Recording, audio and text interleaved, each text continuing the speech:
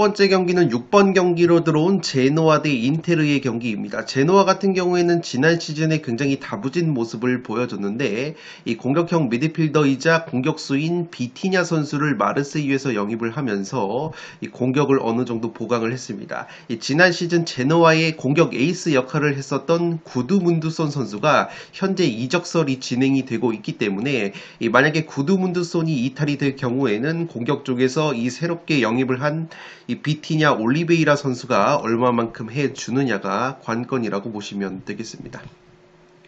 이 또한 중앙 수비수 윈터 선수를 완전 영입을 한 제노아이고 이 미드필더 모르텐 토스비 선수까지 우니온 베를린에서 완전 영입을 한 이 제노아라고 보시면 되겠습니다. 이 또한 아탈란타 출신의 골키퍼 골리니 선수를 임대 영입을 하면서 이 골문을 보강을 했습니다. 이 지난 시즌 주전으로 활약을 했었던 마르티네즈 골키퍼가 인테르로 이적이 된 이 제노아이기 때문에 이 골키퍼 골문을 이 과거에 토트넘에서도 잠깐 활약을 했었던 골리니 골키퍼를 영입을 하면서 그래도 어느 정도 보강을 했다고 보시면 되겠습니다.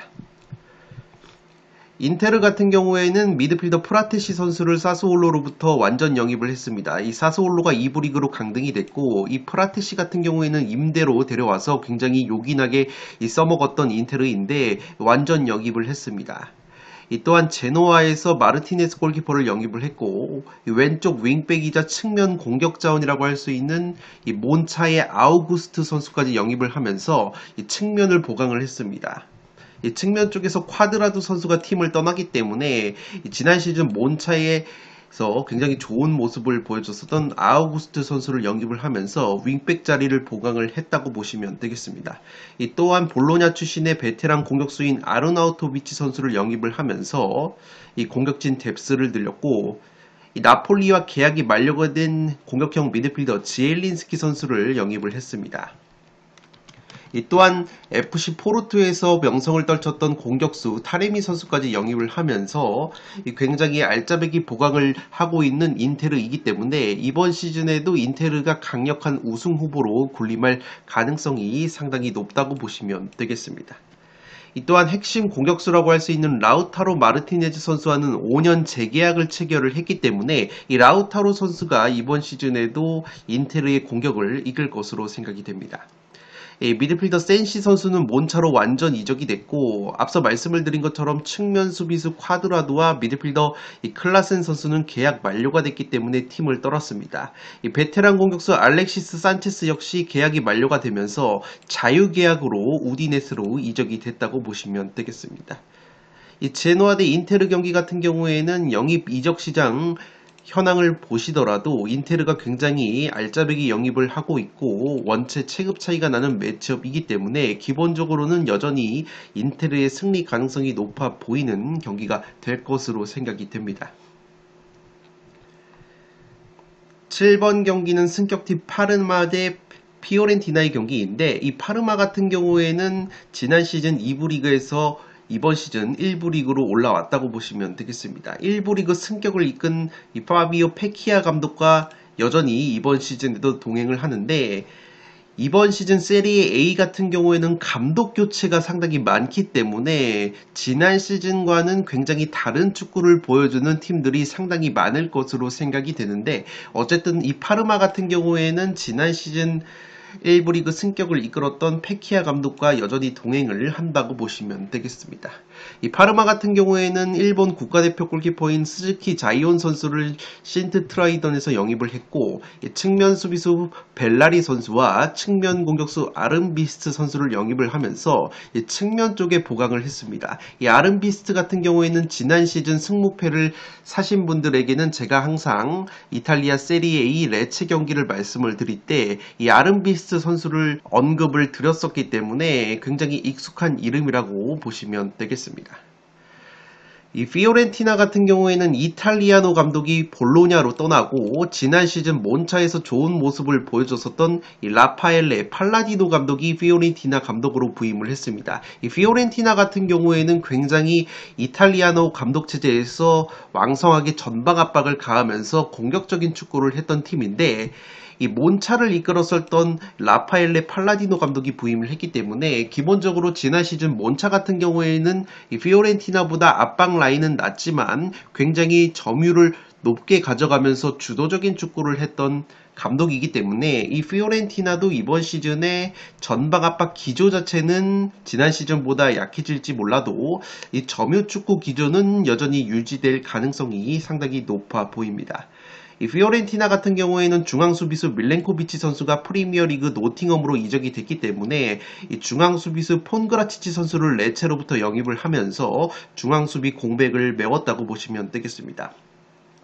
이 또한 유벤투스에서 입지가 좁아진 모이스킨이라는 공격수를 영입을 하면서 최전방 골 결정력을 보완을 했습니다. 이 피오렌티나의 기존 공격 에이스라고 볼 수 있는 니콜라스 곤잘레스 선수가 유벤투스 이적이 유력화되고 있기 때문에 이 곤잘레스 선수가 만약에 이적이 된다면 모이스킨 선수가 얼마만큼 최전방에서 골 결정력을 보여주느냐가 이 관건으로 보여집니다. 이 또한 최근에 맨유에서 계약이 만료된 이후에 소속팀을 찾지 못했었던 골키퍼 데야 선수가 이 피오렌티나에 영입이 됐기 때문에 골문이 보강이 된 피오렌티나라고 보시면 되겠습니다. 그 밖에도 스타드 랭스에서 좋은 모습을 보여줬었던 미드필더 리차드슨 선수와 이 몬차에서 공격형 미드필더 콜파니 선수를 임대 영입을 했는데 앞서 말씀을 드린 것처럼 지난 시즌 몬차를 이끌었었던 이 팔라디노 감독이 부임을 했기 때문에 지난 시즌 몬차에서 상당히 잘 써먹었던 이 콜파니 선수를 피오렌티나로 데려왔다는 점에서 이 콜파니 선수도 피오렌티나에서 한 번 더 좋은 모습을 보여줄 가능성이 있어 보입니다. 8번 경기로 들어온 엠폴리 대 몬차인데 엠폴리도 감독이 바뀌었다고 보시면 되겠습니다. 로베르토 다베르사 감독이 부임을 했는데 과거에 삼프도리아와 레체를 이끌었던 감독이기 때문에 이 세리에 A 경험은 굉장히 풍부하다고 보시면 되겠습니다. 이번 여름 이적 시장에서 엠폴리라는 팀이 1부 리그 잔류 자체가 목표이고 이적 시장 예산 자체가 많지 않다 보니까 대부분 임대로 데려오거나 자유계약 FA로 영입을 했다고 보시면 되겠습니다. 이 레체로부터 골키퍼 브란콜리니 선수를 영입을 했고 AC 밀란 소속의 로렌조 콜롬보라는 공격수를 임대 영입을 했습니다. 또한 공격수 세바스티아노 에스포시토 선수를 인테르에서 임대 영입을 했고 중앙 수비수 마티아 비티 선수까지 니스에서 임대 영입을 했습니다. 또한 골키퍼 데비스 바스케스 선수를 AC 밀란으로부터 임대 영입을 했기 때문에 엠폴리는 알짜배기로 임대 혹은 자유계약으로 영입을 하면서 이적 시장에서 돈 자체는 많이 쓰지 않았지만 어쨌든 필요한 포지션에서 어느 정도 영입 보강이 이루어졌다고 보시면 되겠습니다. 이 몬차 같은 경우에는 라파엘레 팔라디노 감독이 팀을 떠나고 이 레전드 수비수 출신인 알레산드로 네스타 감독이 새롭게 부임을 했습니다. 이 네스타 감독 같은 경우에도 감독 커리어를 이어가고 있는데 아직까지 선수보다는 감독으로서 족적을 남기지 못했다는 점에서 이 네스타 감독이 과연 몬차에서 어떤 축구를 보여줄지도 상당히 기대가 되는 부분이라고 보시면 되겠습니다. 이 몬차 같은 경우에는 골키퍼 디 그레고리오 선수가 유벤투스로 임대 이적이 됐는데 지난 시즌 승무패 분석을 말씀을 드리면서 이 몬차의 디 그레고리오 골키퍼가 세리에 A에서 최고의 선방 능력을 보여줬던 골키퍼라고 말씀을 드렸는데 이 디 그레고리오 선수가 유벤투스로 떠났기 때문에 이 몬차의 골문이 상당히 헐거워질 가능성이 있다고 보시면 되겠습니다. 또한 지난 시즌 몬차에서 굉장히 좋은 모습을 보여줬었던 윙백 아우구스트 선수까지 인테르로 이적이 됐기 때문에 이 몬차 같은 경우에는 전력 누수가 꽤 있을 것으로 생각이 됩니다. 그래도 맨유 출신의 측면 공격수인 오마리 포슨 선수를 자유계약으로 데려왔고 왼쪽 측면 수비수인 키리아 코플로스 선수를 사스올로로부터 영입을 했습니다. 또한 공격형 미드필더 다니엘 말디니 선수를 자유계약으로 영입을 했고 미드필더 센시 같은 경우에는 인테르로부터 FA로 완전 영입을 했기 때문에 어느 정도 보강이 됐지만 몬차 같은 경우에는 아직까지 감독으로서는 이렇다 할 족적을 남기지 못한 레전드 출신의 네스타 감독이 새롭게 부임을 했다는 점, 그리고 핵심 골키퍼인 디 그레고리오와 윙백 아우구스투가 각각 유벤투스와 인테르로 이적이 됐다는 점을 고려한다면 이 지난 시즌보다는 이 성적이 떨어질 가능성도 여전히 있어 보이는 몬차가 될 것으로 생각이 됩니다. 이 9번 경기로 들어온 AC 밀란 대 토리노의 경기인데 AC 밀란 같은 경우에도 감독이 바뀌었습니다. 피올리 감독이 팀을 떠나고 파울루 폰세카라는 감독이 부임을 했습니다. 지난 시즌 프랑스 리그앙 리를 이끌었던 이 폰세카 감독이 부임을 했기 때문에 AC 밀란 역시 감독 교체에 따른 변수가 있다고 보시면 되겠습니다.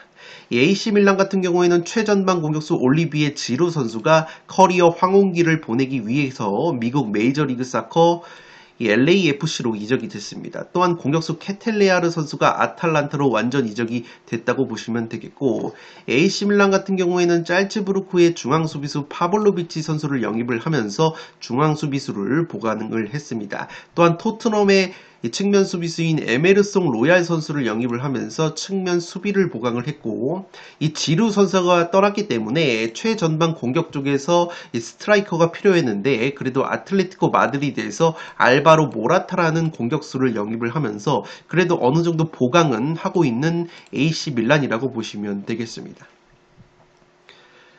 마찬가지로 토리노 같은 경우에도 감독이 바뀌었습니다. 바놀리 감독이 새롭게 부임을 했기 때문에 이 토리노 역시 감독 교체에 따른 변수가 있다고 보시면 되겠습니다. 지난 시즌 2부 리그 베네치아를 1부 리그로 승격을 시킨 감독이기 때문에 이 바놀리 감독이 굉장히 높은 평가를 받으면서 이 토리노의 새로운 감독이 됐다고 보시면 되겠습니다.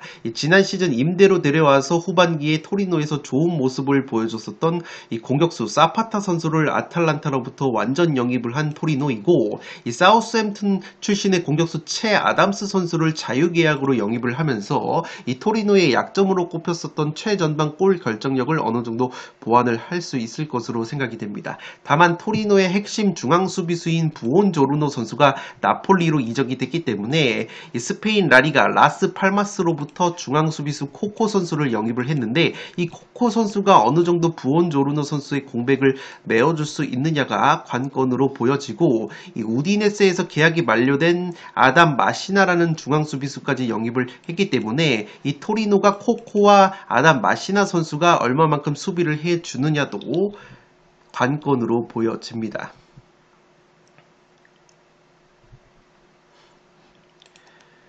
12번 경기로 들어온 볼로냐 대 우디네스의 경기인데, 이 볼로냐 같은 경우에는 지난 시즌 티아고 모타 감독 체제에서 굉장히 좋은 모습을 보여줬었는데 이 티아고 모타 감독이 유벤투스로 떠났다고 보시면 되겠습니다.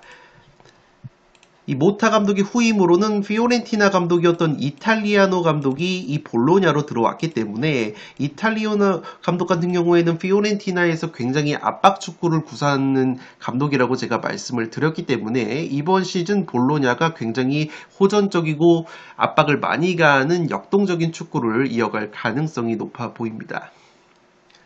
이 볼로냐 같은 경우에는 지난 시즌 핵심 중앙 수비수 역할을 했었던 칼라피오리 선수가 아스날로 떠났기 때문에 중앙 수비 공백이 있을 것으로 생각이 됩니다. 또한 핵심 공격수인 지르크지 선수까지 맨유로 이적이 됐기 때문에 이 공격적 누수가 불가피해 보이고, 그렇기 때문에 프랑스 리그앙 툴루즈의 에이스 공격수였던 이 달링가 선수를 영입을 했기 때문에 이 달링가 선수가 얼마만큼 지르크지 선수의 역할을 해줄 수 있을지 관건이라고 보시면 되겠습니다. 또한 2선 공격수인 니콜로 캄비아기 선수를 아탈란타로부터 영입을 했고, 우측면 수비수이자 미드필더인 에밀 홀름 선수를 스페치아에서 데려왔습니다.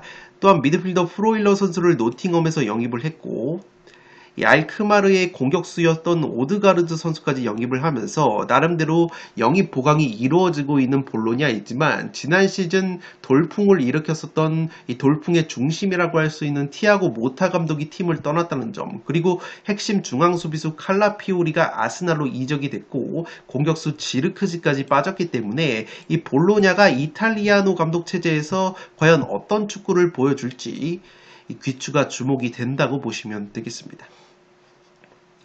이 우디네세 같은 경우에는 지난 시즌에 극적으로 1부 리그 잔류에 성공을 했습니다. 무디네세라고 불릴 정도로 무승부가 상당히 많았던 지난 시즌인데, 어쨌든 우디네세 역시 감독이 바뀌었다고 보시면 되겠습니다. 루냐이치 감독이 새롭게 부임을 했는데 지난 시즌 폴란드 리그 팀인 레기아라는 팀을 이끌었던 감독이라고 보시면 되겠습니다. 이 우디네세 같은 경우에는 지난 시즌 우디네세에서 좋은 모습을 보여줬었던 장신 공격수 로렌조 루카 선수를 이 피사에서 완전 영입을 했습니다. 또한 인테르에서 계약이 만료가 된 베테랑 공격수 알렉시스 산체스를 자유계약으로 데려왔고, 공격형 미드필더인 에켈레 캠프 선수를 로얄 엔트워프에서 영입을 하면서 공격 쪽에서 어느 정도 보강이 이루어졌다고 보시면 되겠습니다.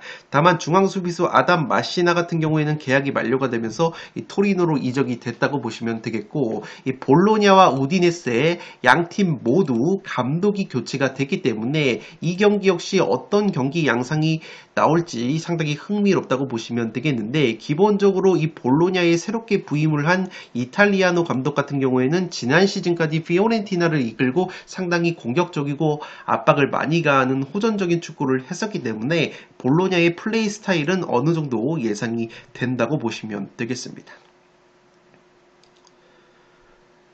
13번 경기는 엘라스 베로나 대 나폴리의 경기인데, 이 팀들 모두 감독이 바뀌었다고 보시면 되겠습니다. 엘라스 같은 경우에는 파올로 자네티 감독이 부임을 했는데, 이 공격형 미드필더 카스타누스 선수를 살레르니로부터 임대 영입을 했습니다. 이 살레르니가 2부 리그로 강등이 됐기 때문에 이 살레르니에서 핵심적인 플레이 메이킹 역할을 했었던 이 카스타누스 선수를 임대로 데려온 것은 상당히 고무적인 영입이라고 생각이 되고 있습니다. 또한 헤르타 베를린에서 중앙 미드필더 세르다르 선수를 영입을 했고, 이 벤피카에서 젊은 공격수인 탱스테트 선수를 임대 영입을 하면서 엘라스 역시 이적 예산이 넉넉지 못한 만큼 임대로서 굉장히 알짜배기 영입을 하고 있다고 보시면 되겠습니다.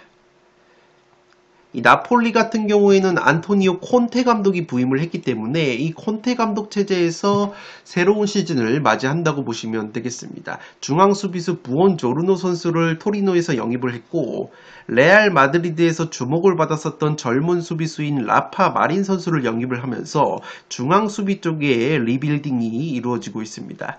또한 AS 로마로부터 계약이 만료가 된 측면 수비수 스피나졸라 선수를 데려왔고, 이 브라이튼의 미드필더 길모어 선수 같은 경우에는 현재 영입을 추진 중이라고 보시면 되겠습니다. 또한 콘테 감독 같은 경우에는 이 오시멘 선수가 공격 쪽에서 빠질 것을 대비해서 이 공격수 루카쿠 선수 영입을 추진 중이라고 하는데, 이 오시멘 같은 경우가 현재 이적설에 휩싸여 있지만 원체 이적료가 높다 보니까 이적이 이루어지지 못하고 있기 때문에 이 루카쿠 선수가 나폴리에 들어올지는 이 오시멘 선수의 이적 여부에 따라서 결정이 될 것으로 생각이 됩니다. 이 나폴리의 에이스 미드필더였던 지엘린스키가 자유계약으로 유벤투스로 떠났기 때문에 이 플레이메이킹이 아쉬울 수 있는 나폴리라고 보시면 되겠습니다. 이 마지막 경기는 칼리아리 대 AS 로마의 경기인데, 칼리아리 역시 감독이 바뀌었다고 보시면 되겠습니다. 다비데 니콜라 감독이 새롭게 부임을 했기 때문에 이 칼리아리 역시 어떤 축구를 보여줄지 지켜봐야 할 것으로 생각이 됩니다. 이 오른쪽 측면 수비수이자 미드필더인 조르티아 선수를 아탈란타로부터 영입을 했고, 이 중앙 수비수 세바스티아노 루페르토 선수를 엠폴리에서 데려왔습니다. 또한 아탈란타에서 공격수 피콜리 선수를 영입을 하면서 나름대로 보강이 이루어지고 있는 칼리아리이고, 이 수비형 미드필더 술레마나 같은 경우에는 아탈란타 이적설이 돌고 있기 때문에 아직까지 오피셜 소식은 없다고 보시면 되겠고, AS 로마 같은 경우에는 공격수 도부비크 선수를 영입을 했습니다. 지난 시즌 스페인 라리가 돌풍을 일으켰었던 이 지로나에서 최전방 공격수로서 득점을 굉장히 많이 했었던 우크라이나의 공격수 도부비크 선수를 영입을 한 AS 로마라고 보시면 되겠습니다. 또한 지난 시즌 프로시노네에서 에이스 역할을 했었던 유벤투스 소속의 공격수 측면 공격 자원인 소울레 선수를 영입을 했고, 미드필더 엔조 루피를 스타드 렌에서 데려온 AS 로마이기 때문에 굉장히 공격 보강이 잘 이루어졌다고 보시면 되겠습니다. 또한 측면 수비수 스피나졸라 선수가 나폴리로 떠났기 때문에 그 빈자리를 라이프치히 소속의 앙헬리뇨라는 측면 수비수를 데려왔다고 보시면 되겠고, 이 골키퍼 파트리시우 선수가 계약 만료로 팀이 떠났지만 이 매튜 라이언이라는 경험 많은 골키퍼를 알크마르에서 데려온 AS 로마이기 때문에 굉장히 적재적소에서 영입이 잘 이루어지고 있다고 보시면 되겠습니다. 네, 이것으로 승무패 51회차 들어온 이탈리아 세리에 A 경기들 여름 이적 시장 현황을 정리를 해드렸습니다. 제가 말씀을 드린 것처럼 특징적인 것은 감독이 교체가 된 이탈리아 팀들이 상당히 많기 때문에 새로운 감독 체제에서 이 팀들이 어떤 축구를 보여주는지는 몇 회차가 지난 다음에야 윤곽이 잡힐 것으로 보이기 때문에 이 세리에 A 역시 제가 오늘 말씀드린 내용을 바탕으로 승무패 51회차 초안픽을 한번 잡아보시고 제가 다가오는 금요일까지 현미경 분석 자료를 완성을 시켜서 승무패 51회차에서도 풋볼살롱 구독자 여러분들의 적중의 보탬이 될 수 있는 분석으로 인사를 드리도록 하겠습니다. 끝으로 영상이 도움이 되신 분들은 좋아요와 구독 버튼을 눌러주시면 풋볼살롱 채널에 크나큰 힘이 됩니다. 구독 버튼 옆에 종 모양의 알림 설정을 해주시면 그 누구보다 빠르게 양질의 축구, 승무패, 프로토 관련 분석 컨텐츠를 만나보실 수 있습니다. 지금까지 풋볼살롱이었습니다. 감사합니다.